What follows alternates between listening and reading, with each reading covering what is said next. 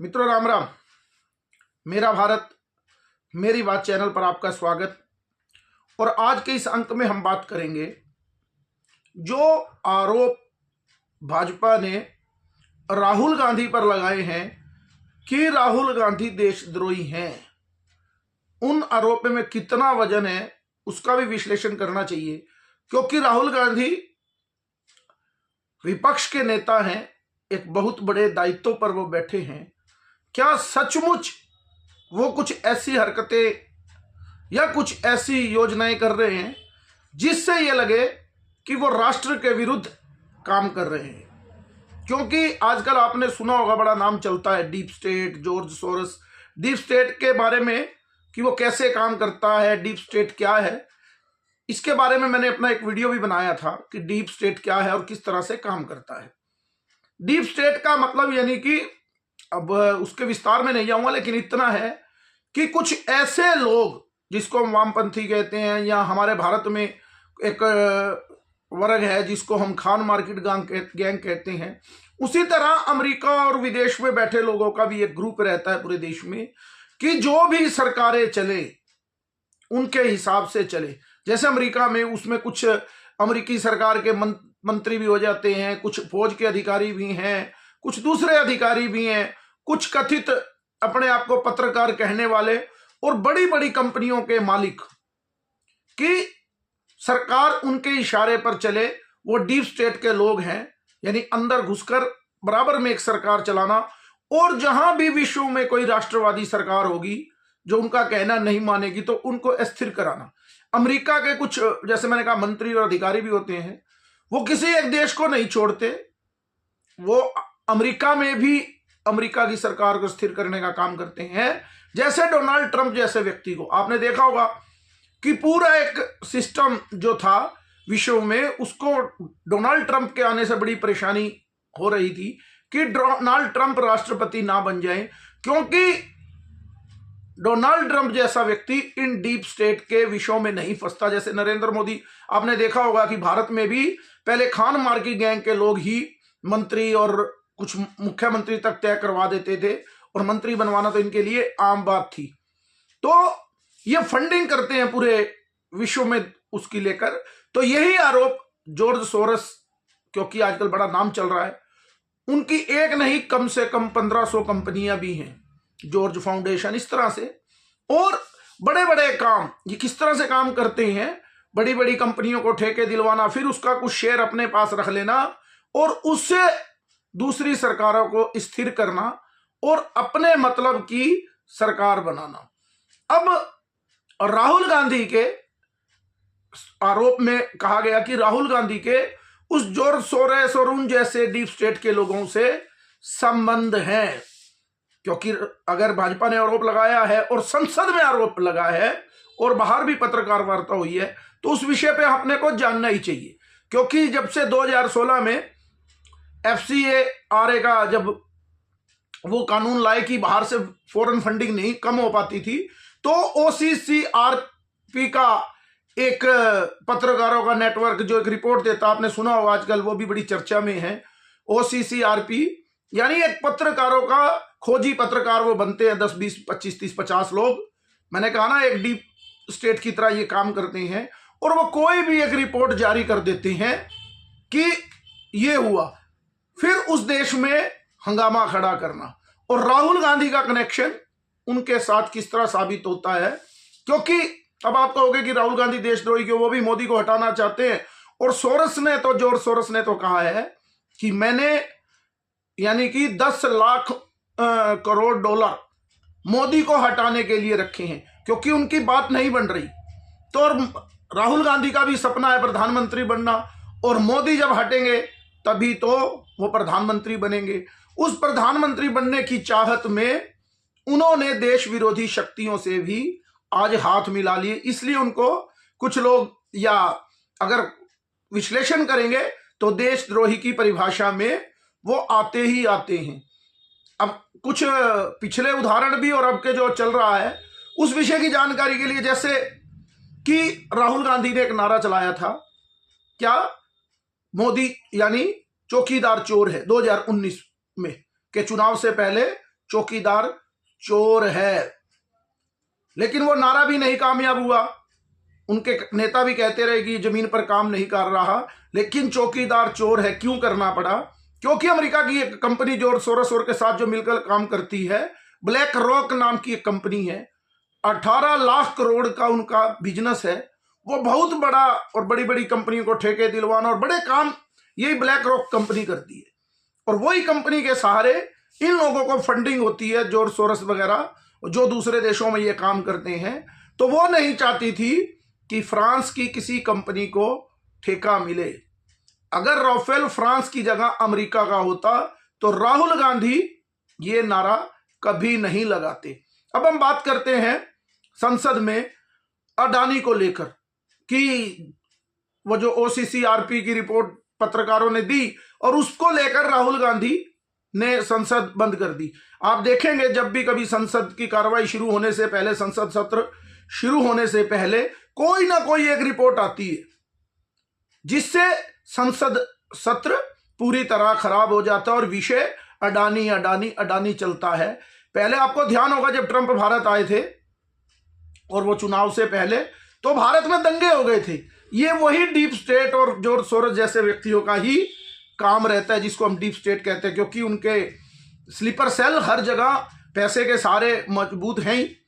और अडानी को लेकर अभी आपने देखा होगा कि ममता ने और अखिलेश यादव ने भी हाथ खींच लिए। कोई भी राजनीतिक पार्टी को जब ये लगता है कि ये मुद्दा नहीं चल रहा, तो ये क्या करती है, कोई भी राजनीतिक पार्टी उस मुद्दे से पीछे होकर नया मुद्दा लाती है।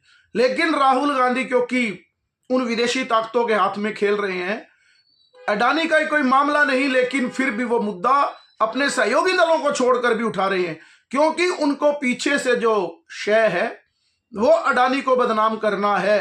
उसके पीछे के कारण यही है कि अडानी ने विदेशों में जाकर भी बड़े बड़े एयरपोर्ट और बड़ी बड़ी बंदरगाहें ली, जुबती में जाकर और यूरोप में, अमेरिका में जाकर उनके एयरपोर्ट लेना, यानी कि बड़ा बड़ा काम इंफ्रास्ट्रक्चर का पूरे विश्व को एक प्लान के तहत किया।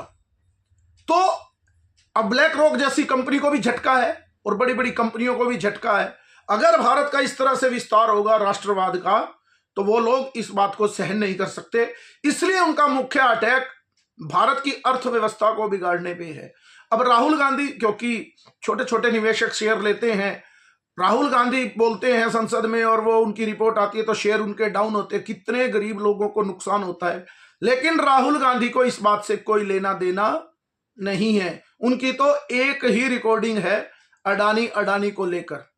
और एक तो ये बात हुई, उसके बाद हम बात करेंगे जो राहुल गांधी के बारे में ये कहा जा रहा है, राहुल गांधी विदेशों में जाकर जो भारत की बदनामी करते हैं, वहां पर संघ भाजपा को लेकर ऐसा करेंगे कि भारत के हालात तो सीरिया और इराक से भी खतरनाक हैं। वो किन लोगों से मिलते हैं? वो समंता पावल जैसी महिला से मिलते हैं जो ओबामा की भी कैबिनेट में थी, और वो जॉर्ज सोरोस की कंपनी के साथ भी उसके संबंध हैं। किसके साथ मिलते हैं? इल्हान उमर के साथ। इल्हान उमर POK में जाती है और कहती है कि पूरा कश्मीर एक स्वतंत्र देश है, इसकी स्वतंत्रता होनी चाहिए। यानी कि ऐसी महिला, उसके साथ राहुल गांधी बैठकर बातचीत करते हैं जो भारत से कश्मीर को अलग करना चाहती है। अभी पीछे जब राहुल गांधी अमेरिका गए तो मुशफिकुल फजल अंसारी एक पत्रकार थे पहले, और वो शेख हसीना की सरकार को भी, और वो भगोड़े थे, उनका काम यही था बांग्लादेश में भी, तो उनको भगोड़ा घोषित कर दिया गया और वो अमेरिका में रह रहे हैं। तो वो भी उसी जॉर्ज सोरोस की जो कंपनियां हैं उनके साथ, डीप स्टेट के साथ मिलकर काम करते हैं। राहुल गांधी उस व्यक्ति से मिलते हैं जो पूर्वोत्तर में पूरी तरह से भारत को अलग पूर्वोत्तर को करना चाहते हैं। अभी आपने देखा होगा, एक आपको इतना ध्यान नहीं दिया होगा, एक सरिता पांडे नाम की महिला है, उनका एक मुस्लिम अजीत शाही नाम के शाही से विवाह हुआ है। वो क्या है? IAMC के इंडियन अमेरिकन मुस्लिम काउंसिल के डायरेक्टर हैं। और जो जिसका संबंध सिमी के साथ है। और भारत में जो जो आतंकवादी घटनाएं होती हैं, जो पाकिस्तान में बड़े बड़े आतंकवादी गैंग है उनके साथ उनको वो फंडिंग करते हैं, उनकी आईएमसी, उसके साथ राहुल गांधी संबंध बनाकर बातचीत करते हैं। अभी आपने देखा होगा भारत जोड़ो यात्रा में जो सलील शेट्टी, वो भी इसी तरह से एक कंपनी है जो जॉर्ज सोरोस द्वारा ही पालित है, उसके साथ भारत जोड़ो यात्रा में काम करते हैं। यानी जो भारत के टुकड़े टुकड़े करते हैं, बात करने की बात करते हैं, राहुल गांधी उनके साथ संबंध बनाते। ये तो मैंने पीठ पीछे की बात बताई, लेकिन सामने भी आपने देखा होगा जेएनयू में जाकर कि राहुल गांधी कन्हैया कुमार जैसे व्यक्ति को लाते हैं और चुनाव भी लड़ाते हैं और सारी पार्टी उनके हाथ में सुपुर्द कर देते हैं, जो कि कहता है कि भारत तेरे टुकड़े हो गए इंशाअल्लाह इंशाअल्लाह। और उसके बाद वो ये कहता है कि फौज हमारी बलात्कारियों की फौज है, यानी हमारे फौज पे भी आरोप लगाते हैं। जो भाषा वहां से सीसीआरपी से चलती है, जो वहां की मीडिया चलाती है, वहां का डीप स्टेट, राहुल गांधी हू बहू यहीं पर चलाते हैं, इसलिए उनके ऊपर ये आरोप लगे हैं। अभी आपने देखा होगा गलवान घाटी में जब युद्ध चल रहा था, भारतीय सेना जीत रही थी। अभी वो चाइना का मामला राहुल गांधी नहीं बोल रहे, पीछे उन्होंने बहुत उठाया, क्यों भारतीय सेना जीत रही थी। अब राहुल गांधी कांग्रेस के उस समय अध्यक्ष थे पार्टी के, अब वो इतने बड़े नेता हैं और लोकसभा में विपक्ष के भी नेता हैं, इतना बड़ा दायित्व है। जब भी किसी विदेश दौरे पे व्यक्ति जाता है और चाइना जैसे पे, तो गृह मंत्रालय विदेश मंत्रालय को सूचित करता है और वो पता करता है कि हमारी देश का स्टैंड क्या है। आपने देखा होगा वाजपेयी जी को भी जब उन्होंने भेजा था, खुद से ही भेजा था, लेकिन खुद भी जाओ किसी दूसरे डेमोक्रेट से मिलो, डिप्लोमेट से मिलो, तो भारत की क्या राय है, जो भारत सरकार की राय है वही रखी जाती है। लेकिन राहुल गांधी बिना बताए ही चाइना में गए और आकर मना करने लगे कि हम तो गए नहीं। ये तो चाइना ने ही उनकी फोटो ओपन कर दी। और पहले भी कांग्रेस और चाइना की जो पार्टी है कम्युनिस्ट पार्टी, उनमें भी कोई डील हुई है, आज तक वो ओपन नहीं हुई कि उनकी आपस में किस प्रकार के समझौते हुए थे। लेकिन राहुल गांधी वहां पर भी जाकर चाइना के साथ कुछ गलबेहलियां करते हैं। अभी आपने देखा होगा हिंडनबर्ग की रिपोर्ट, जैसे मैंने कहा कि हिंडनबर्ग की रिपोर्ट आई, उसी समय शेयर डाउन हो गए। ट्रंप दिल्ली आए तो उस समय दंगे हो गए। एक रिपोर्ट आई थी पेगासस को, उसको लेकर भी बड़ा हंगामा किया था राहुल गांधी ने। देखो इनकी टेक्नोलॉजी और इनका सिस्टम कितना काम करता है और ये खुद कैसे बचते हैं।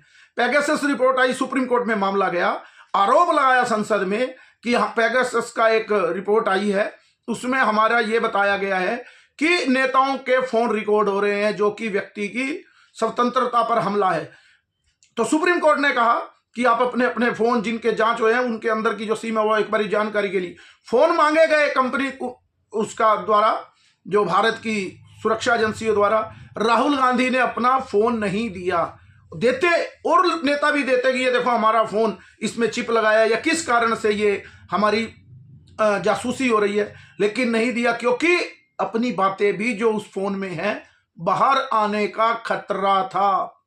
इसी प्रकार मैंने आपको कहा कि किस तरह से सीए आंदोलन इन डीप स्टेट और इन लोगों द्वारा चलाया जाता है। किसान आंदोलन, किसान तो केवल हरियाणा पंजाब में नहीं है, पूरे देश में ही है, लेकिन ये आंदोलन यहां से ही क्यों चलता है, क्योंकि फंडिंग जो आपको पहले ही पता है। एक राहुल गांधी ने और मुद्दा उठाने का प्रयास किया था, वो चुनाव के बाद रह गया, कि सिख पगड़ी नहीं पहन सकते, मैं उनकी लड़ाई लड़ रहा हूं कि गुरुद्वारे में पगड़ी बांधे। इस पर भी मैंने एक पूरा वीडियो बनाया था कि मैं एक सनातन को मानने वाला हूं और मेरा सगा भाई भी घर में सिख परंपरा को मानता, हमारे घर में गुरु ग्रंथ साहब भी है और रामायण भी है, लेकिन वो विषय अलग था। लेकिन मेरा इसका कहने का मतलब किस तरह से विदेश में जाकर या देश में रहकर ये देश विरोधी हरकतें करते, जिसके लिए कहा जाता है कि ये लोग राष्ट्रद्रोही हैं। और मैंने कहा डीप स्टेट और ये सब मिलकर पूरे विश्व में भी, अभी सीरिया में भी सरकार का तख्ता पलट हुआ है अल असद का, तो ये इनका यही काम है, पूरे विश्व का स्थिर करना और अपने सत्ता चलाना अलग से। अब एक आरोप सोनिया गांधी पर भी लगा कि सोनिया गांधी FDL-AF यानी कि सह अध्यक्ष हैं उसकी, फ्रीडम ऑफ डेमोक्रेटिक लीडर, यानी फ्रीडम है इन नेताओं को, डेमोक्रेट लीडर हैं ये एशियन पैसिफिक के, यानी कि FDL-AF के, यानी कि उसकी सह अध्यक्ष हैं। और वो क्या काम करती है, भारत यानी कि देशद्रोही काम भारत के खिलाफ, वही कश्मीर को अलग करना, और उसकी वो सह अध्यक्ष हैं। ये आरोप सोनिया गांधी पर लगा है। और अमेरिका की फंडिंग की जब बात आई तो अमेरिका के भी राजदूत ने यही कहा कि जो आरोप लगाए हैं ये डिसअपॉइंटेड है, खारिज इसको कोई भी नहीं कर रहा। यानी कि अभी राहुल गांधी, जो सोनिया गांधी के ऊपर आरोप है, वो भी खारिज नहीं हो रहे कि हम इसकी सह अध्यक्ष नहीं हैं। लेकिन इनको आदत है एक शाही परिवार को कि देश जाए कहीं भी, हमें तो अपना हित देखना है। आपने पता ही होगा, अगर इस बारे में जानकारी किसी दिन करेंगे, पूरी NSC जो बनाई थी 2004 से लेकर 2014 तक चली थी, जिसकी प्रधानमंत्री के ऊपर भी एक कमेटी बना दी थी सोनिया गांधी ने NSC, और वो सारी फाइलें चेक करने लगी थी। और तो और कैबिनेट में प्रस्ताव आने वाला था कि हर मंत्री की फाइल अब आगे से ये जो NSC है इसकी चेयरपर्सन सोनिया गांधी ही देखा करेंगी। यानी कि संविधान की बात करने वाले व्यक्ति, संविधान के ऊपर, प्रधानमंत्री के ऊपर भी एक पोस्ट इन्होंने क्रिएट कर दी। तो राष्ट्रद्रोही या देशद्रोही कहने का मतलब, इस पे हमें बहुत गहराई से सोचना होगा। ये जो बांग्लादेश में हमले हो रहे हैं ये भी उसी, क्योंकि उसी डीप स्टेट और अमेरिका की जो डेमोक्रेटिक पार्टी है जिसके जो बाइडन राष्ट्रपति थे, तो उन्होंने ही इनका सहयोग करके खालिदा, उसको शेख हसीना को हटाया और खालिदा जिया के बेटे से भी राहुल गांधी मिले हैं। यानी कि वहां पर भी ये दंगे होना कोई संयोग नहीं है, ये पूरी तरह से प्रयोग है उन डीप स्टेट और जॉर्ज सोरोस और ऐसे कई व्यक्तियों का जो गिरोह है। और राहुल गांधी, ये आरोप नहीं, ये सत्यता दर्शाता है कि राहुल गांधी उन डीप स्टेट की जो उनके हाथों में अब खेलना शुरू हो चुके हैं। और देश के लिए ये खतरनाक बात है। सरकार को भी मुझे लगता है जानकारी, तो सरकार को जानकारी तो है ही, तभी तो आरोप लगा रहे हैं। तो कार्रवाई भी मुझे लगता है कि सरकार अंदर खाते जरूर कर रही होगी। और ये मामला भी यहीं रुकने वाला नहीं, क्योंकि मुझे एक बात ध्यान आ रही है, नरेंद्र मोदी जब 240 सीट लेकर आए तो बड़ा राहुल गांधी सीना चौड़ा होकर बोल रहे थे 99 सीट लेने के बाद। तो नरेंद्र मोदी ने एक बात कही थी कि ये जो इकोसिस्टम है, इस इकोसिस्टम का अब जवाब, क्योंकि 10 साल मोदी चुप रहे इस विषय को लेकर, इस इकोसिस्टम का जवाब अब इकोसिस्टम से ही देना पड़ेगा। लगता है मुझे भाजपा के लोग भी इस मामले में अग्रेसिव और जागृत हुए हैं, क्योंकि ये मामला तो काफी समय से ही चल रहा है ये डीप स्टेट का। लेकिन अब पूरी तरह से उस इकोसिस्टम को रोकने के लिए भी अब संसद और बाहर लड़ाई पूरी जबरदस्त तरीके से चालू है। अब सोशल मीडिया के माध्यम से भी एक एक विषय की जानकारी मिलती है। तो मेरे को भी जो जानकारी, जो मैंने अध्ययन किया, उसको अपने मित्रों के साथ शेयर करना और उनसे जांच करना, क्योंकि ये विषय देश का है, किसी पार्टी का नहीं, किसी दल का नहीं है, विषय है देश का। तो ये जानकारी हम सबको ही होनी चाहिए कि देश में क्या घटनाक्रम, किस अंदाजे से अंदर देश को खोखला करने की साजिशें चल रही हैं। तो आज के अंक में इतना ही। मेरे इस चैनल को लाइक कीजिए, सब्सक्राइब कीजिए और ज़्यादा से ज़्यादा शेयर कीजिए। भारत माता की जय, वंदे मातरम, जय श्री राम।